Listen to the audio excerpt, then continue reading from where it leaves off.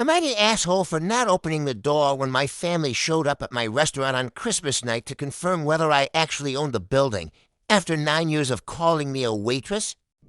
Welcome to PopcornRest story. Today's story is about a woman who stays silent for 9 years while her family called her just a waitress, only to discover she's sacri on the entire restaurant.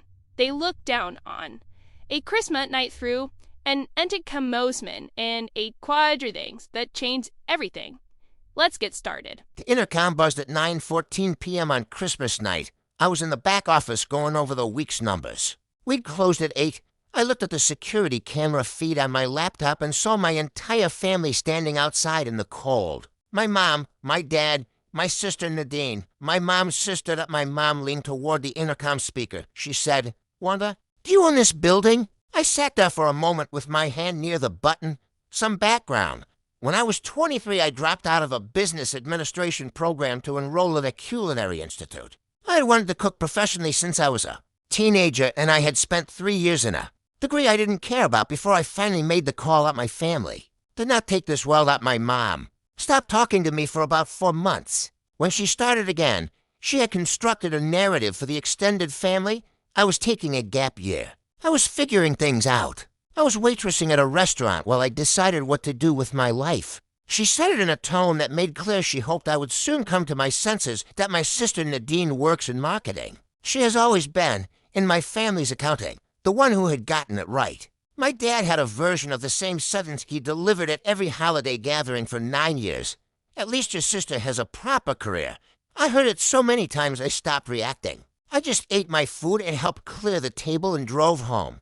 The restaurant is called Bellum's. I started there 9 years ago as a line cook. Within 2 years, I was sous chef. A year 4, I was running the kitchen. The owner, an older man who had built the place from nothing, started talking to me seriously about his plans to retire when I was in year 5. He offered to sell me the restaurant and the building. The number was $1 for $0.7 million. It was a real number for a real property in a location that had appreciated significantly since he bought it. I spent 8 months building a business plan, securing financing, and figuring out whether it was possible. Then I signed the papers. I told no one in my family. I thought about it. I considered calling my mom and telling her. But I had spent 6 years watching her explain away what I was doing with my life, and I knew with certainty that her response to me saying I'm buying the restaurant for $0.7 million would not be what the number deserved. She would find a way to make it smaller. She would say something about the risk, or ask why I hadn't invested the money in something more sensible, or compare it unfavorably to whatever Nadine was doing. I didn't want to hear that, so I just didn't say anything. I signed the deed. I owned the building. I kept going to work. That Christmas dinner this year was at my parents' house. It was fine. The way these things are fine when you've practiced being fine at them for long enough. My dad said his line about Nadine's career. I helped clear the plates. Nadine was on her phone at one point looking something up. She looked up from her phone and said my name. I looked at her as she said, "Is this your restaurant?" She turned her phone toward me. The screen showed a property record search. My name, the address of Bellum's, the deed value, for $1,700,000. I said yes. What followed was about 20 minutes of a conversation I had not planned to have at my parents' kitchen table on Christmas evening. My mom kept saying she didn't understand. My dad was very quiet. Nadine kept looking at her phone, and then at me said my mom said they should go see it. I said I was going to head home. They went anyway. I got to Bellum's first. I let myself in through the back, sat down in the office, and waited as the intercom buzzed at 9:14. My mom's voice, "Wanda, do you own this building?" I looked at the camera feed. All 4 of them on the sidewalk. It was December. It was cold as, am I the asshole for what I did? I want people to tell me honestly. 9 years of at least your sister has a proper career. 9 years of she's waitressing while she figures things out. 9 years of the holiday tableware. My job was to clear the plates and nod while Nadine's promotions were celebrated. I had my hand near the intercom button that too long.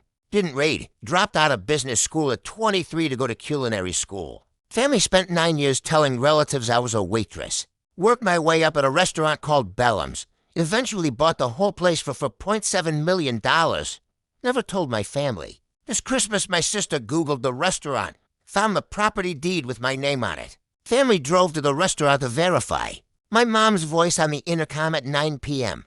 Do you own this building? I had my hand on the button. Am I the asshole if I don't open the door? Edit. I answered. 4 words. Then I turned off the intercom and went back to the numbers. Update coming out at 2. My Uncle Henry called tonight. Writing it all out tomorrow. It feels like one of those stories where the silence does more damage than any argument ever could. 9 years of being reduced to chase a waitress, while she was actually building, leading, and eventually owning the entire place, is a level of damage that doesn't just hurt, it rejects it. It rejects how you relate to your own family. What's at MO isn't the reveal, but how can Z stayed through all of it? Even on the Thursday night when they finally has proved they were wrong. But the intercom moment feels like a turning point. Her not opening the door, just sitting there watching them freeze outside, feels like revenge and more like exhausted. Now that stroke is out in the open, I'm dying to see how this plays out. If Nathan's going to double down on her behavior, or we should be the only one who tried to pat things up. And what's the deal with Uncle Harry's phone call? Is he panicking about potential legal trouble?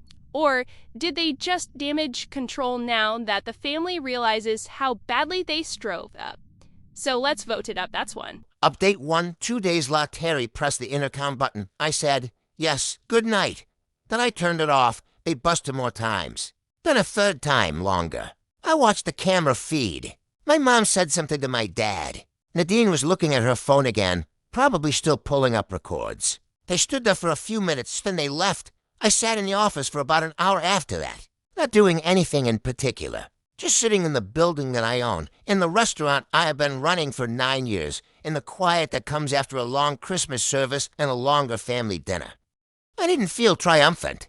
I want to be accurate about that. I felt tired in a way that had been accumulating for a long time and was only now being put down as my Uncle Henry called at 10:30 p.m. Henry is my dad's brother. He's the one member of my family who, in 9 years, has called me on my birthday without being reminded, has asked what I was working on and listened to the answer, has never once said anything about Nadine's career in my presence. He called and said he had heard what happened at dinner. He said, I've known for a while. You know, I said, known what? He said he had eaten at Bellum's twice in the past 3 years. He had looked up the ownership records because he was curious. He had found my name and had felt something he described as not surprised but proud.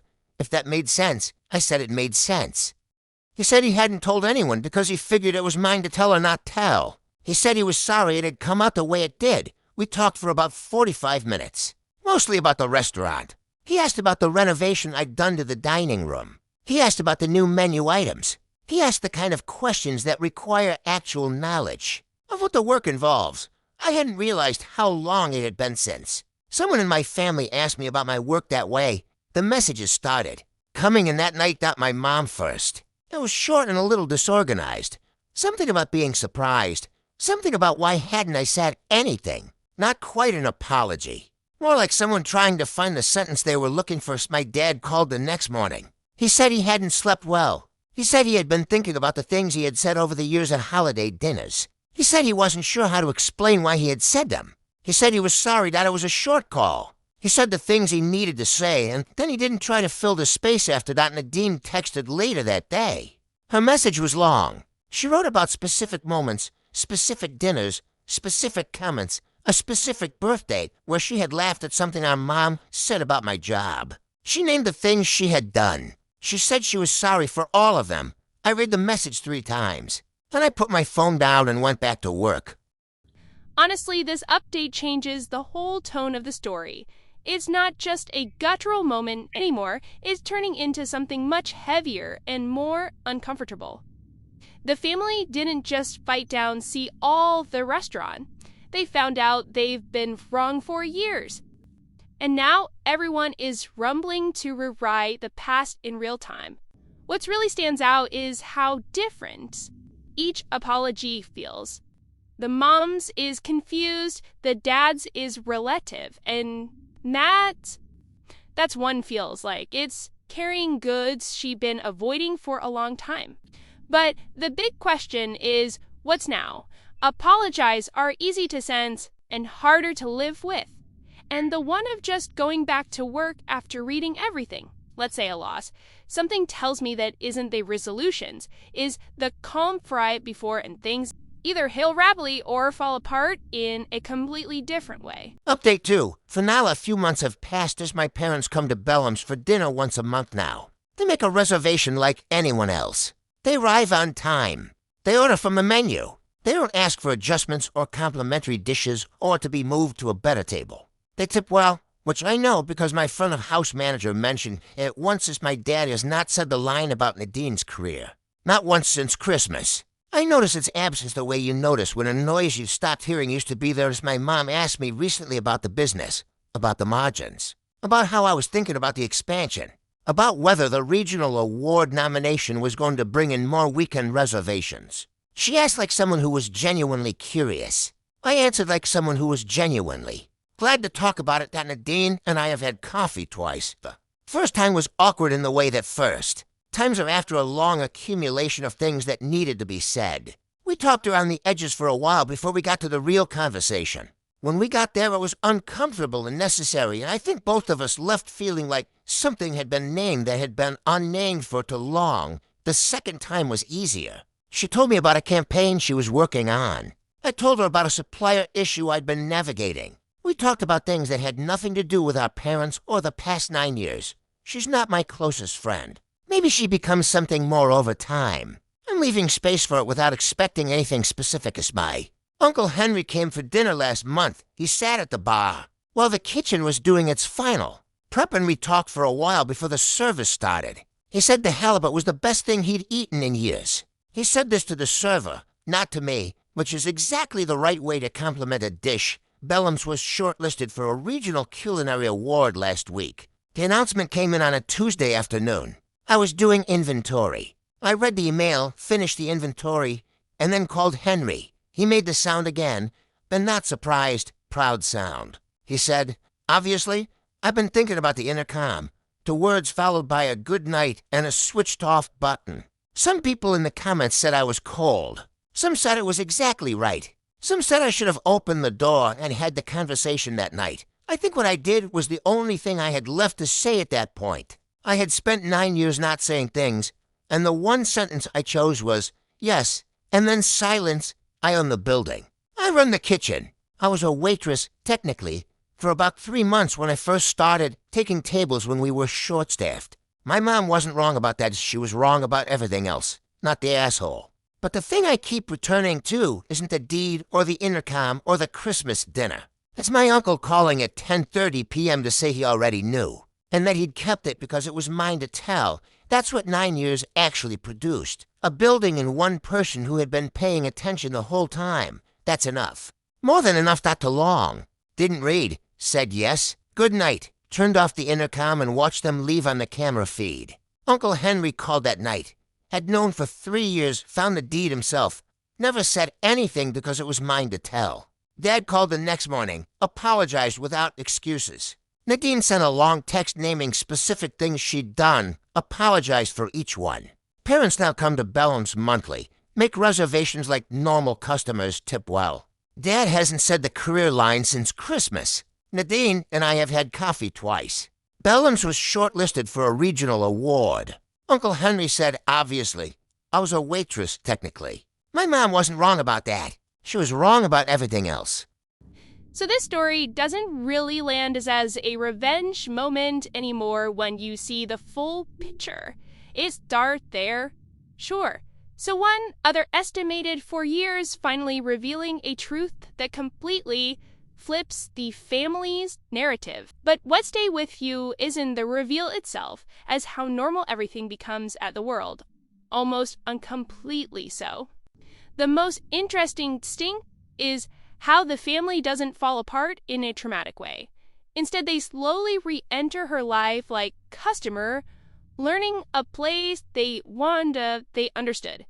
Her parents booking reservations, showing up on time, ordering quietly, it feels like reconciliations and more like they have to relearn basic respect from scratch.